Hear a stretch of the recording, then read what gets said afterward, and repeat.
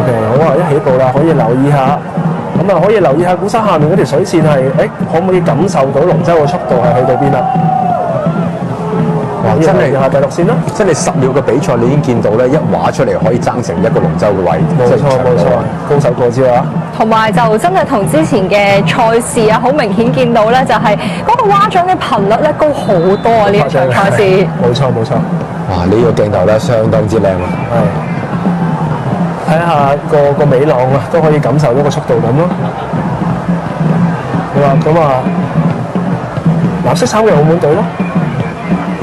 好啦，呢個角度咧，見到應該係樂松遙遙領先咗差唔多一條龍舟嘅位置啦。咁啊，緊隨其後啦，暫時啱啱嗰個睇落去咧，就係第4線度嘅 Dragon Boat Thailand 啦，亦都係有第7線度嘅中國澳門代表隊。咁啊，呢個樂松同埋呢個泰國隊咧，咁都成日碰頭噶啦，大家都見慣噶啦。好啦，去到一個講求力量嘅中段啦。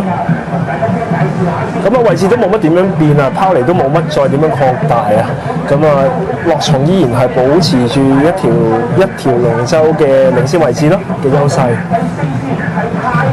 啦，咁啊，睇下佢哋可唔可以喺1分50之內有機會完成到呢個500米嘅賽程啦。